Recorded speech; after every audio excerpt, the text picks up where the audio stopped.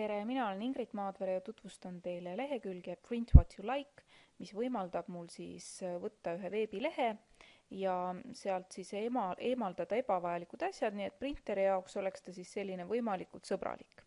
Nii, ma võtan ühe artikli, näiteks siis ühe Gustav Adolfi gümnaasiumi uudise.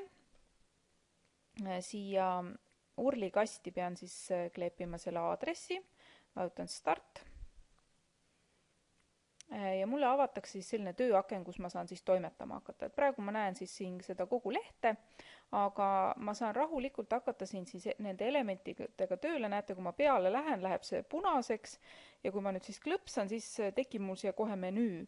Et näiteks esimene isolate, kui ma tahan siit ainult ühe tüki võttagi sellest kogu veebilehest isoleerida ära, et muu kaob ära, ma klõpsan selle peale ja mul jääkski ainult nüüd see logo, ma võtan undo, aga siis on siin teisi asju veel, et näiteks, et remove, ma saan eemaldada mingisugused asjad, mida mul siin ei ole, ebavajalikud remove.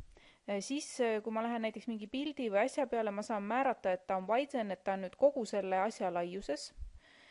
Nii, või siis näiteks piltide puhul on hea kasutada ka resize, kus mul on võimalik selle pildi suurust muuta, et nurkadest loistada, et ma teen ta väiksemaks natukene.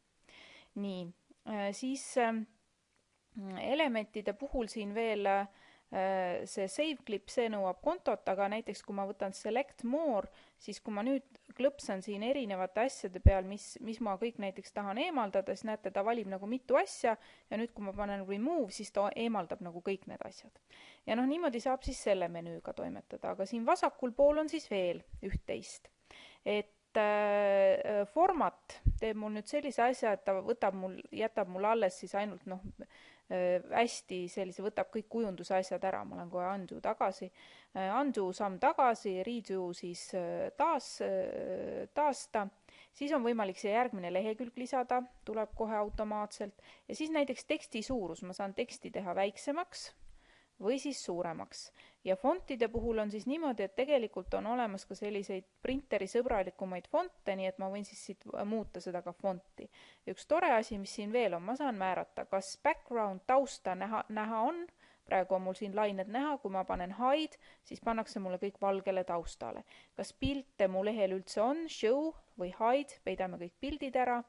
Ja siis on ka igasugused need margins on siis erinevad, võt siin sellised vormistusasjad, et kas need siis on näha või ei ole.